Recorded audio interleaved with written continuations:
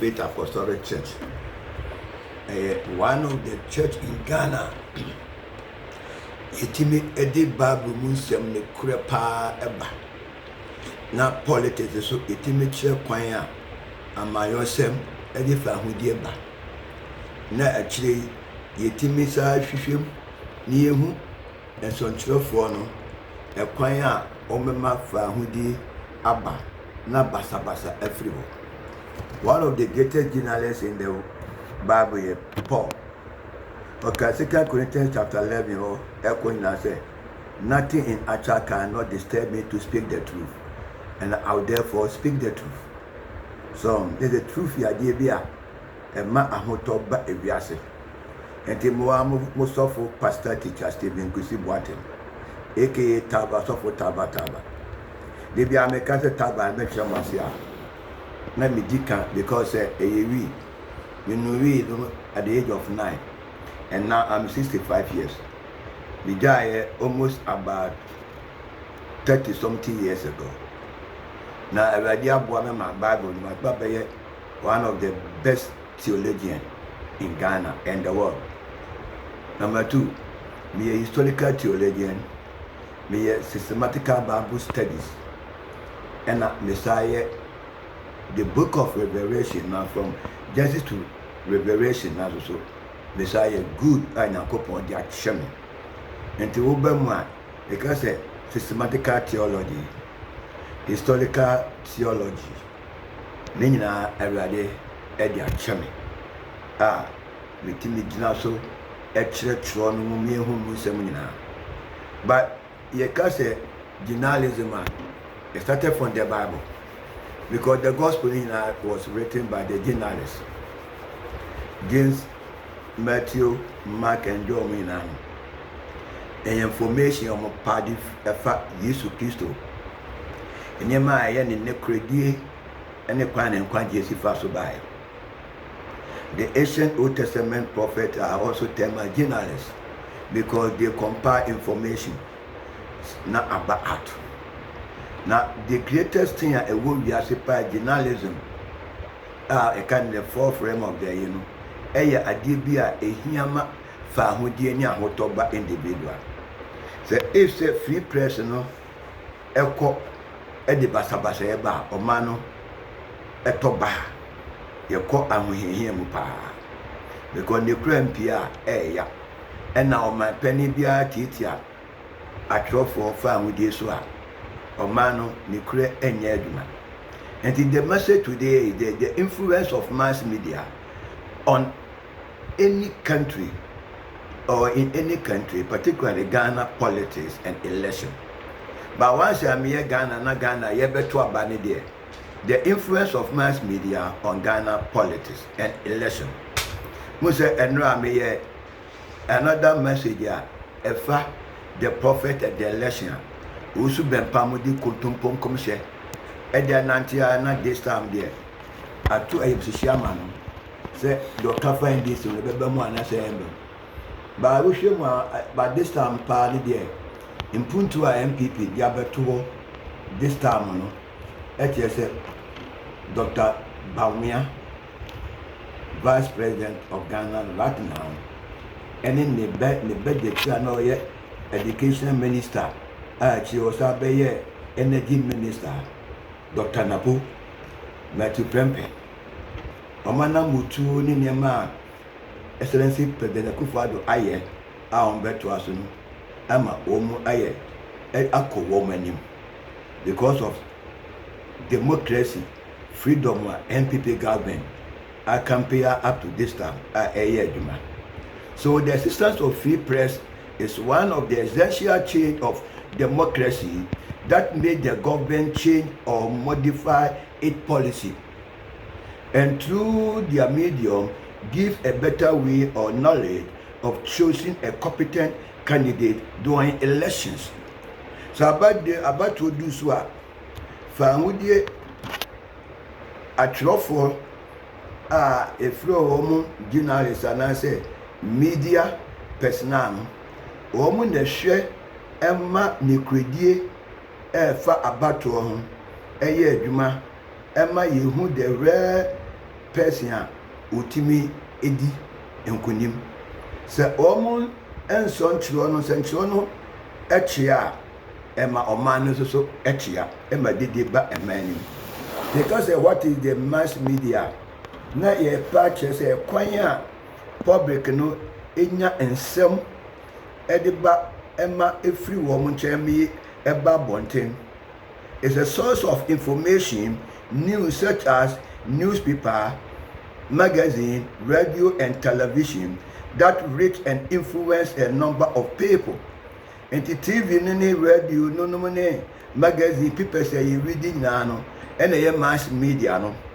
Na ebuayen enipa deseni or adasama eti ensemu a ewa chichanka ne na yenti before kra no na sa machine de ne set at my no near the ntwene ene kan news ema ebono ne nkrunkru eti de ekoso.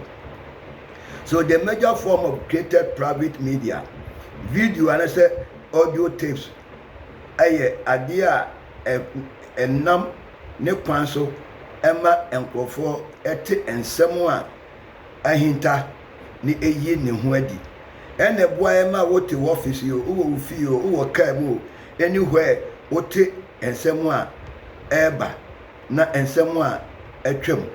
But video or audio tab, these are news and other information recorded on radio, cassette, which could play and listened by a person in either their homes, office or cars.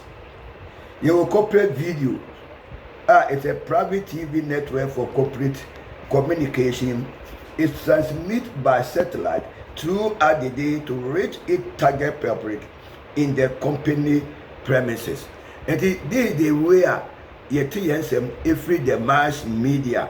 A kwan bi a namu emiete ensemu a ahinta ene ensemu a aba ene endie koso ne nyina ne etwa na wuti se meka se wuti mass media no bi no until audio visual communication provide both vision and sound. They are very good when giving a complex information or communication on with illiterate. So wakusuku, so wunku school, we are there audio visual there. Ye uhe TV ni ade ade nyina, uhu de ekoso nyina na wote no kasa yemuso ema oti ase kama. Now what make mass media so powerful is by removing the criminal libel law given by the freedom of the press. Even the NPP and after Kwame Nkrumah the socialist idea and all this man, you can't control for share, you know. NPP government and now through Pedankofo, EBE criminal lab on this view. Emma Afidi and Central for now, Mufan with the Wule NPP government Nakopon Shram. Mokoswa, my fan with the name Ghana. Now, the back on Mamma Matia say you were found with you were a choir. Abakwasema imienya famudie sontrofo ewo wiase nyina titu Britain ti ebenya Britain for famudie a eba ya na ye mass media. But what was the history of the press journalist saddest event I will be about Great Britain pa na yayi enwanu muntio na ya pa the comment kwa be yi bi no na Britain na wo ho. So the journalists had been struggling for the best part of 4 centuries to uphold the liberty of the individual against the interests of the state were supreme. A copa survey of Great Britain now a man state now lead by the crown and him fear and not power dinner if you were Great Britain. Now parliament in your holding going that time. Enti akoba sawi no fa hudi aye de tro nsem no ne eni ho e di ayro ho kase de bae o tro se bia na the queen or king you got the queen or king of Great Britain or ba timi di ade na ba ma timi di ade sa mere no no o tro nsem na se ahimfie no empene so a yekun kura. That was the saddest event in Great Britain. The saddest was the Gower sentence passed on the journalists arose elected public condemnation. Kum nipano because what choice some afa ɔhene no anaasɛ the ɔhema no yɛwɔ abakɔsɛm bi wɔ hɔ ɛwɔ Great Britain na saa abakɔsɛm no menka ne pɔtɔ kasa na yɛhwɛ the history of the press in Britain struggling to acquire the right to express their opinion freely within the law of the land. They faces the freedom of the press. But freedom na ɛwɔ press ni mu no ɛntumi ɛnyɛ adwuma. Why? It means that the press should neither be consoled nor subjected to pressure, politics or economics, which may prevent it from fairly reflecting public opinion, including minor opinion. In this wise, no, when they are in Funeka or Great Britain, almost machine na printing, no, soon be with my devil. Oma ne kwan a obegu wani mu ase ama enema emfata no ayi ne ho adi enti efra wo hi bi King Henry the 8th ono mu na ne ba King James no a wo cho King James version no ona ayi okowale oba wangu bema ebenija no okowale oba bofura ema ne tin no makadefo edi interdiction to no so a Odebu 14 no one also teach English church. Because the English church are Anglo church or Anglo Catholic and they are Anglican. And the Bible no na Bible na Latin Bible. We to say Bible no echo English, Latin no echo English. Emma ye throw Bible no call English for kasem. And or den the banner or wall for no Bema no. E didn't James no two King James version no English Bible. At first, it has been regarded as a convenient way of providing Bible tract. Keteno, not accused of war, and someone ever abonteno, near friendly tracks. Woman started Troy. Now, after the information, a far as solemn quam ever. At first, it has been regarded as a convenient way of providing Bible tracts, such as the other clerical needs. Its power was in the hand of the ordinary people, not directly connected with either church or government. And the young and some in an appeal, Efa Amamuno, and I said Asafono. Ye were Quen Bia, say, oh, ye what they say, Obe challenge Asafono or during that time parliament or Kranwa Yekun. And the one time be, and I ye penny bia, a friend of Martin Luther. Na Martin Luther ne soli kasati a pope ni say en somewhere ekoso kisosom no emfa ono ko anka nipa nye de enhye emfa ne somo church ma na Bible church ndie o say the just shall live by faith and not empty ritual. And I say the man Martin Luther sorry o say but when the German priest Martin Luther defied the pope, the idea he preached began to spread through Europe. And the possibility arose that the printing press would be used to print beliefs opposed to those held by the church. And you know, say wumpo. Eyo ye makale kenkwa dia. Enyema yesi kitibia wa asolinu ebepia bontem. He allowed themselves to bring about or create a printing press or printing machine. Machine no almost say devil no. Ewo Britain no. Through Martin Luther no inyakwa benya printing press ama distribution of the trust wa solinum enene ahimfie no eba abonten. So the time of giving lances it do baby and betting for party yama of we journalists e be ma lances say na we originals be no want lances to bring information from everywhere.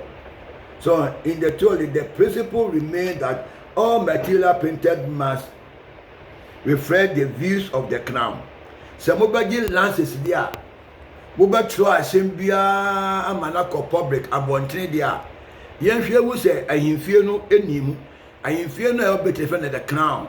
CROWN. Crown. Na enyema bia ebepie no. Ye hu say ya hwehwe mu awi. Na ohe no nsem boni security bia nye den MP. Ene be ma kwai ma lances. Na motimi e de nsem ayede aba. And you know, if the divine right of a king, divine right of a king, because king no, and kwan the work kwan say or share and someone, and when the nimase, and man the babontin. churchmen were appointed to decide what might and might not be printed, and to give a formal license to printing what it pleases them, the crown, or at least not give him offenses. And this is we are so journey there. Who say about there? No, you say assembly bia no a etia ahemfo no, the crown or the church no. Not to me ewo ho, because na Catholic no to me say, oh yeah, inquisition ibekum, because during that time na Catholic through the church no, through the Jesus Society no, a glass of Yoraro no more kun pa 50 million. Whoever best let here the Catholic church no. So it follow on through Queen Mary, or he may be from Queen Mary and Queen Elizabeth, the Protestant church, and etc. etc.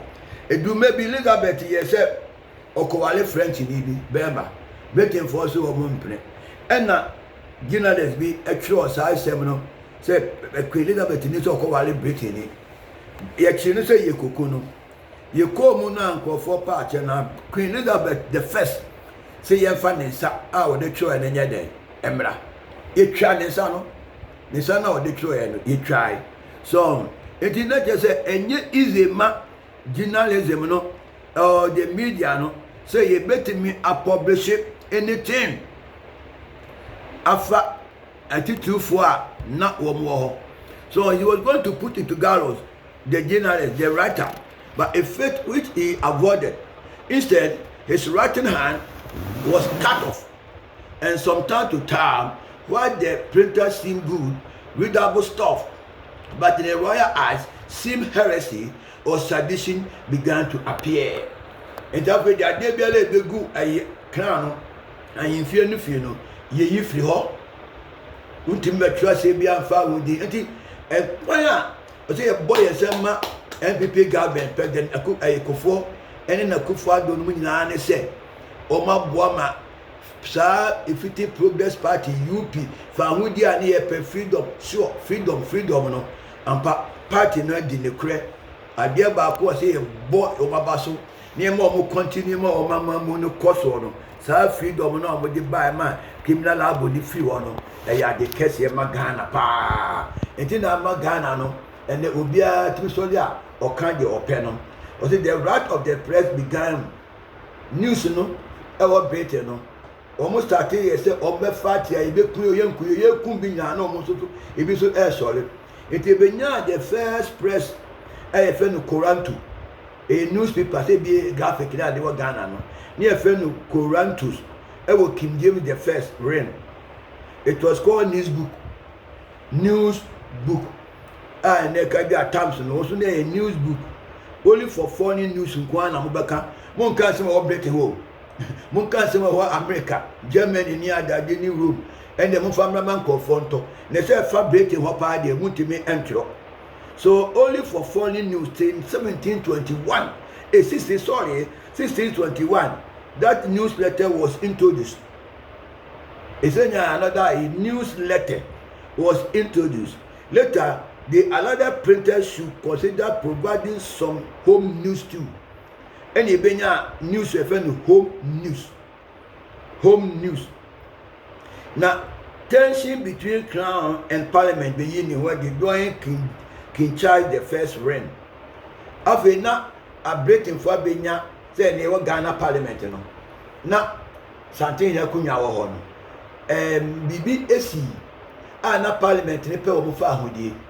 Na Parliament ne epe wo mo fa ahodie no. Ba bi o monya fa ahodie pa na free the central for. Enti no, during King James the first reign no, more and more people wanted home news, and soon individuals were cattling for the demand. This brought about the first English newspaper called Doré, occurred in 1641. In the first English newspaper called Dunal, D-R-U-L-N-A-L. And you know, this time, after not press, started because the parliament in Abadia, not freedom of expression, also but democracy in Britain. The real originator of the idea of the freedom of the press in this third sense was William Warwan. William Warwan. Walwan here, W-A-L-W-E-N, Walwan. This man believed the Lancing system, and it was supported by Cromwell, whose sympathy with Walwan idea. Cromwell said, hello, say to a president of Britain. Also 89. So many did the Walwan no either aka. And Tiama Quaniama on Lances, no more fan tro, and somewhere a word on many na and man in Branya falling one qua. Now control will be ceremony will be Chrome in Wasem. Now the Oklahoma Sem the Yantimentro. And because of that, and in 1655, in Needham, this leader became the first of a new bread writer. He was a lawyer by training, and he had onto an idea of accepting journalism employment in March. They say that a barrister accepts a brief one did not worry about whether a client was right or wrong. So long as he is paid, he must be do bring his information. And Needham, also one lawyer, wants to deny through him can journalism school of Britain. A man training for no more lances. Say Omonfa and Semunya de Embra. One wanted liberty to give his own opinion freely, and also believe that a printer must not be allowed to print anything scandalous, for example, label or individual, or anything that might lead to the overthrow of the state. And the one say, more me training one, and the man will be who man chon say my nyampa amfa obi hu man ko fan somewhere be ma omano aide atete apansan dabi. This is not the idea of the journalism. This is not the idea of the mass media. You have to bring constructive criticism. When a wale one esmo omo fate ya say ne kranchiro no anya de emra bonten. Enti ha no mo ne benya distortion the news. Fa hu de wo de man papi ya na any papi so ti de echa no too. There was a distortion of the news. Human interest stories and racy headlines. After the who people to be, I say, President Yakodu of Maserati. I'm not a young yampo. Uka say, Ubet different, say, and yampani. Then the Pampim add the science and Kuntumpona a day. Eddie, if not distortion of the news, no, headlines and sensationalism. The new journalism was taken in 1880 by T.P.O.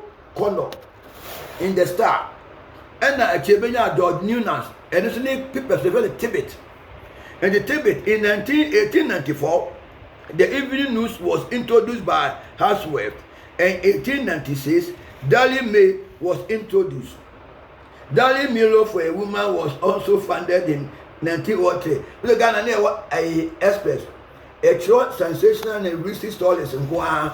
And someone else who's a man there, Eto. And some who contemplate some, and someone, if I say a comedy, will be quiet, so baby, and the two pano, number 4, when they are during that time, and another people, your friend Milo, Dali Milo, as you know what they were Great Britain in 1903. Later, Not Wycliffe came into the scene of communication, dominating a position of the press in Britain seemed to rest in his control. And not the SUB9 Emma and John Semono Ebeye Nika Emma Britain. Actually, no Britain ni be down for news ye paper. Or so no teaching is we are no pa no warrior graphic. Okay, can we are sana or Gadia Akonaduma. Edu anymra even news radio. No mutuni etie news. Na say na youth no phone nti na e person na kan news gungurunguru no obi akoti asama ayede e free achichiri eba. So journalism became alarm. In 1930, the press distorted the news for propaganda purpose. Oh, I warn you. For who did no by 1930, and a press no starting who said, "You try a trophy nipa homa, independent jihopa, Muntie ni Ghana for Mutie Mina." Political parties, any media, no propaganda, so the Omanu call or saying because at a true Oka Sama and the Grammar for entire cassette, but Contompo no, what tried my exaggeration here cassette, no be any alcohol, not a spread it, not a good penny massy. And no, maybe I because a Gabi, most some manono, na kontompo no aspread, and that they allow intrusion into privacy in order to get juicy story. And Lord Beaverbrook made no attempt at all secret of his aim. He ran express, and he was later to tell the Royal Commission on the Press in 1948, purely for the purpose of making propaganda, not to be for free that it will enable him to impose his view on political leaders. Ono Najuna wonya no, and he said on the Yaman Lord Beaverbrook, Yaman say ono dear until atro propaganda how na kasa na chemu ye pa sata kalia yantro atro kalia sata and for politician ho say be ya se mene na epre akonya no a me party betiba aba power asembe na ekosu owiase. And this time Beaverbrook the idea of writing his news no propaganda, not to be for free that it will enable him to impose his views on political leaders. And in that days, no, people say I'm already during the time of election. People say we are a man for the greater one here, goosey story, and what propaganda. Hanema, Rotmer, and Sunny Bedouin, one aim they say any direct falsehood, misrepresentation, and half truth. And the people say king can, and then Magana for any year say, yeah, munye careful, atro wumpa, kontompo wumpa, or say a wumpa, ye better send me, ye better aba, go 4 times, or 28 years, we better aba. So they say, the good one, I say, we saw a woman every kind of answer, we almost say political speech, political talk, in order to destroy your opponent. And this entity here we want the mama or money as a pastor, I have to speak the truth and to educate the masses. So you are very careful because if they are sick, I cannot breaking, I call or saying. So you are speaking false truth, misrepresentation or direct falsehood. Why? Why would you now see them people not made on a trunk? Ukraine half truth. Why? Because of this, no. The alternation of the speaker's meaning by publishing a sentence apart from the context, what the proprietorship of these peoples is aiming at a power without responsibility. One day, they say, obeying power. And you're one person a first to about. And no one about you and some much but this time now you're doing. A man saying, and say, Mudi money to media no so kwa kesia. And some air ban and yan correct. It tried to be so. But the people say unproven the right. But the Kofobe said, prove the evidence. Show us the evidence. He already knows. Say it in Britain.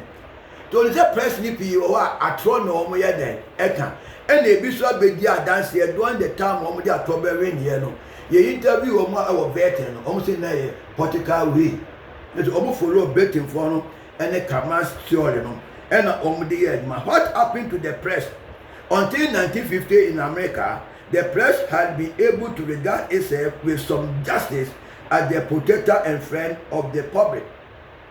Because I'm saying so any press in the media and the phone yala being an individual any woman. The individual any woman said distortion be woman so be not be moon be and now or the attorney the edit. By the distortion of the popular press and the identification of the Times with appeasement shattered the image. I don't know. You go in an area, we need to buy no soon, and so take. But by this time, too, the press has a competitor by broadcasting in 1920, and by 1930, BBC made concession to popularity. But it objectively helped to destroy the long popular notion which Ben Johnson had observed. How and Ben Johnson who said that it never be a year who tell my answer new media will never the BBC no. The leader never Ben Johnson next time who say I'm here Britain and for Quampama because propaganda near that day na MY. And the idea would be who he say some of the news never incorrect. That's the way Ben Johnson ehui. Now okay, because I saw it in the paper. What appeared in the paper as the BBC only too often indicated might be incorrect or exaggerated or slanted or unfair. Later, everything went dislike. Avele nyakupa masa Ben Johnson enia bia mu se ya hwe ya ensema ye kafa nkrofo ni nyina enyampa incorrect nyeho exaggeration never be slanted so unfair. And you know ye hwe ye na amfa breaking anko wo say him. And to create another medium my friend of Royal Commission, a press council said to investigate every people biara ebeba Ghana DJ no mo obi na so entan fa nya adwuma. And they even get complaint about news people from the members of the public and press spread further apart, and the authority began to reveal itself in libel actions. What juries should their feelings by awarding heavy damage against newspaper. And the utron sembia never will be able to say nyampa. Yesiu we are near Chadi and Boka Mudro. After the contemporary a fans on John or better no, and no air brassy. The RTV Imagine 1955 also became yesterday to judge the press and sought inside information direct from politicians. It will stop during 20th century. Now during this time, no, after now a throne and seminar babonte after now I know brassy. The difficulty here is, as with cases of intrusion by reporters into their private life of individuals, was that the public are two standards. They will buy and read scandal stories, but at the same time, they felt the stories ought not to have been printed. I never quite know. Anybody know? You back in Kavi, they come you assemble you didn't say ye true. But not a real woman day. Every night again, na egu nipa hunfi, and the press no a trial till 1930, and send a BBC. Ebe mu se nsemu amanfo trophy nipa ho wa gebete no se enye papa kura enfata na ense na afekwa wo kenkan wie a na wo di atro ahyewu mu fe na ese ye mabu no ayeye den ye ba no enti so difficulties we ena ma Great Britain eyi propaganda no efri wo mamambu e ma ne kweba ba be Ghana de wose wagina wa through Kwame Nkrumah. The tragedy in Ghana political history. This time, communism represents the variety of the modern totalitarian system. Here, instead of rule of law, everything to dictatorial regime. Kwame Nkrumah baya obedi ade meja newspaper na Africa Post pania anu na ade nyina ba pania wo Ghana ne Times na ade no and later be man nko an history town be a press ne baye but Kwame Nkrumah ba we no obema freedom of the press no anu brass by using enshaso timodin amamuo Emma or no one slogan in Huadi. Here, instead of rule of law, everything to dictatorial regime. And Nkrumah abrogated of civil liberty, built himself personal dictatorship. He also built up of secret police. On one personal, the openness as a yakao. Ultimate class MBO, you the Kwame Nkrumah no then, epe. And what forming the secret police? We are na ya betchu.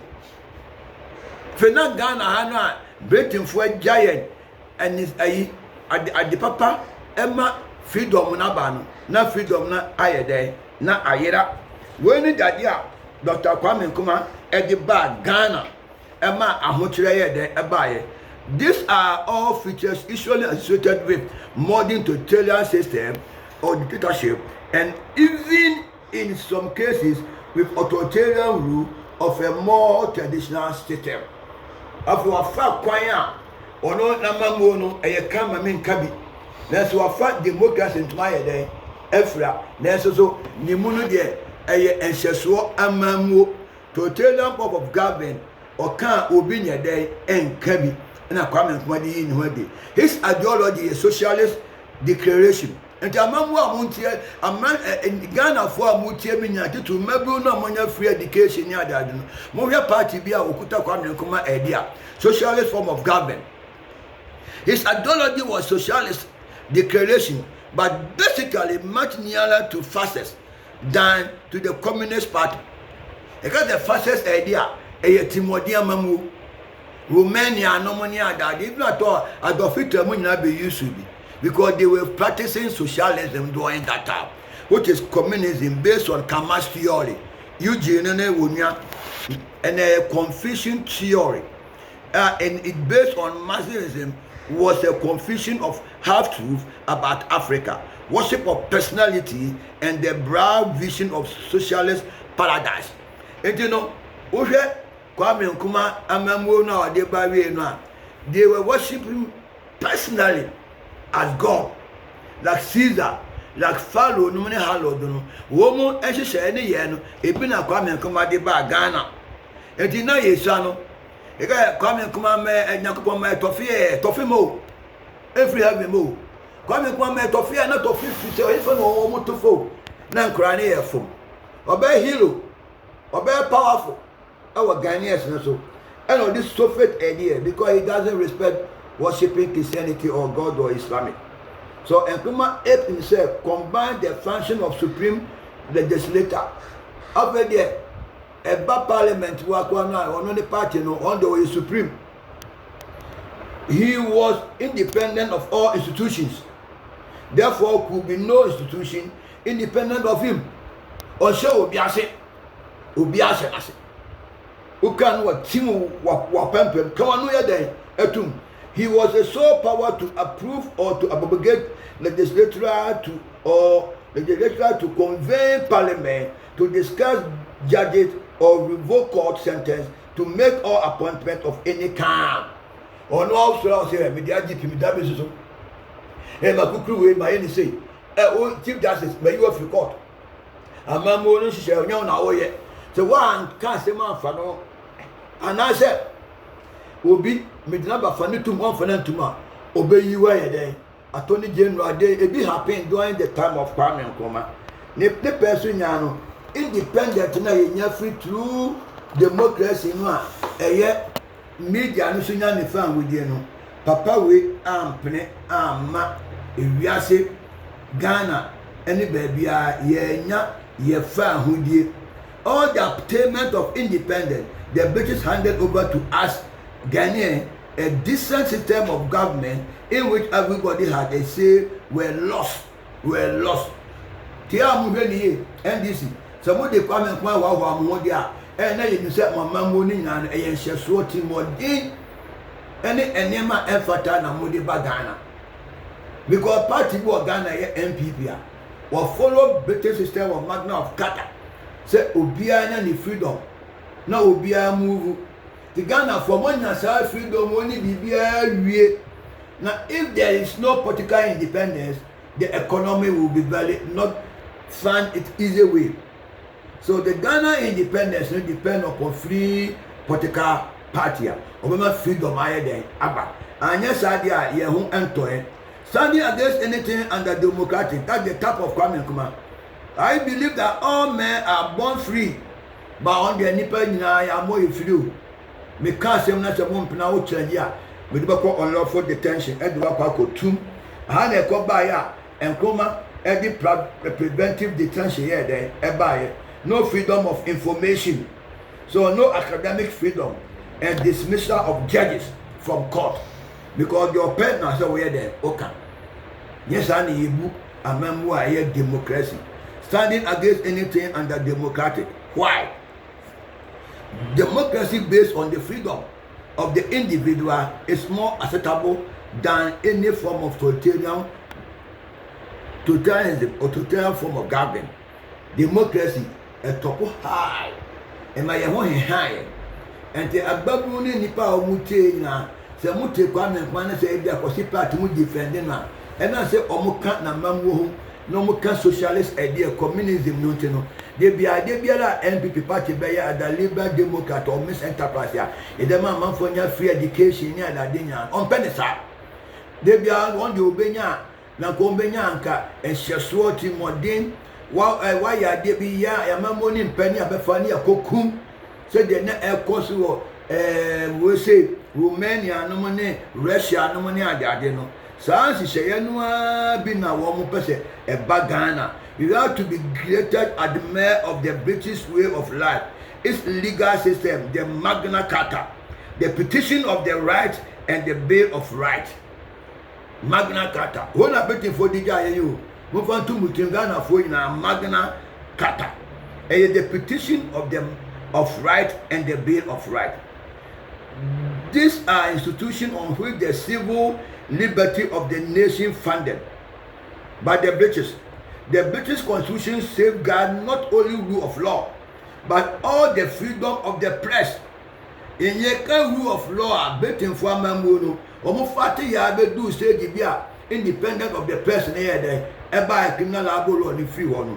And say no Mojama Ghana. And I come and come frame. And then Shanka Pedankofua, Obeyisa, and Shaswa Mamunin, Fawudi, Emma, the press and the media. No. And then come money ya or the bar Ghana no. Ye pebio. Ya most money ding or the independent number. Ye cano. Nemo ya most soon cancer fan who are air nan some ya pa or the best Ghanaians no. And then my economy backward. Etiquette, eben nisu yesika, and the man other nations say ope Africa president. And the year campaign. You see, Dr. Kwame Nkrumah did not give the press its freedom. He had the full control over broadcasting and the Ghana press, which has been reduced to the status of the Kwame Nkrumah of the government and CPP mouthpiece. It is this thing that make Britain the home of democracy? No! After the Behun has a distortion of Ghana press, it's shameless attack. Ghana Times was a particularly dissatisfied because of its shameless attack on personality and certain countries. You see, the Evening News excels itself in singing the praise of Nkrumahism. Maybe two so it's called the woman 1953. Now they be now Kwame Nkrumah and a vine then up until a year bo near year man so daily graphic was no better since it was neutralized by Kwame Nkrumah and turned into its instruments of political propaganda. The freedom of the press was lost during the time of Kwame Nkrumah. And you know, say Benya fan who dear drama no nenya adeno, wa for Britain for share with my freedom no, one mount lances of Saudi Beye international trade in Yada Dina. Nenko for Nina sa 2 million and they misuse the money of Ghana. At the year award any other than and it's can say this senior didn't be 30-40 years. So a course so during the time of Kwame Nkrumah, Radio Ghana had become a source of annoyance and often embarrassment rather than of enlightenment, inform and entertain. Second, radio any media you never may to inform or to entertain us. Oh, not very only Kwame Nkrumah slogan. Kwame Nkrumah show boy, Kwame Nkrumah show boy. They be now on there. There was continual outpouring of stuff that was coming from the loudspeaker of the CPP van. Kasna ne kwana na sia ye beto ba ne we ebo no you know we go no you know. Kwame Nkrumah be kan podcast party bi a share. Ye tin ne hunsam ko a news.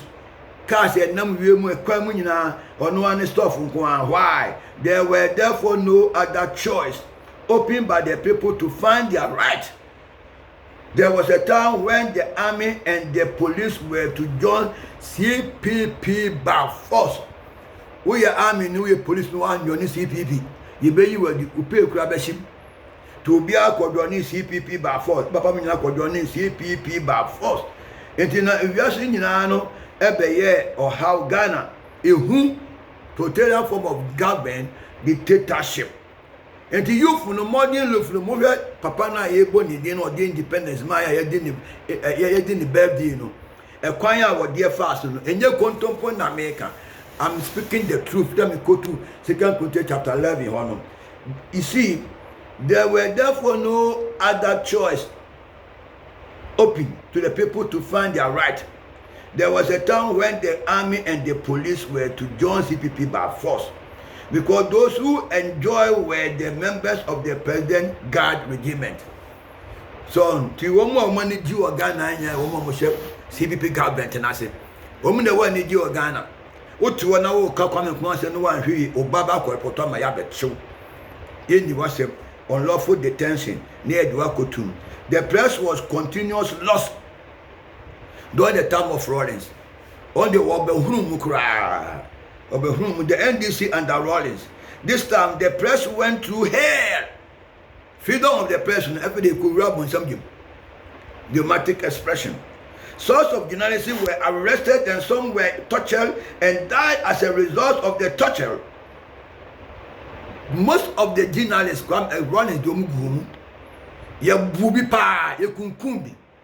Because the party has still a socialist idea. No, ya don't need to come back now. Call two me a woman. Ebi wui, ebi say, ebi yale. So the Kwame Kwaya JB Dan Kwame Kowu were prison. So the root of freedom, reforming democracy, the influence of the mass media by removing the criminal labor law by President Kufuor MPP party. Party or Donima, party or Donima, party or Guinea that your own party on pension swore, party or Kwama will be Biano Esiupi. One in a year in Huadia or Baya, Obey and Sheshua. A media home. Now get the influence of my media through Ghana democracy. Freedom. Progress Party de Bayern. MPP party be continue. Amande Famudi Ayede Abba entire Ghana. Giving the press its freedom. This is the reason why the election of 2008 became successful. Why? They say it try to in an apple for the be free zone. And this is try to in a propaganda near Gardina, Soviet idea in socialism in a chino, name. Because Cowdia and to Mokaya Tonko 14 no to abandon my woman, almost are trying to buy it. Then they feel 2016. You see, this they allowed the fundamental human right to operate. They allowed the fundamental human right to do what? Operate. And if you see, youth now want to about my MPP. Want to about my MPP. And then obey freedom of movement. Obia Timia de Ope. And this is Untia on Uncle Fan with this. And then you will fan who dear Cassia, but we don't have the absolute freedom. So baby, I will be there, Ubabu will be. So back demonstration you have the right to do your demonstration. I can't democracy no the pressure book, the pressure group. Me alarm the entire world that who the course so money you. And then my democracy no. I can't we say no media no. And my crime my democracy. But your democracy I Soviet way ye di yeku ye di senema ye di twa to ni paso. And in someone youth nothing na and a bre mamika say bin chamo. This time I can't can be a liberal democracy capitalism no.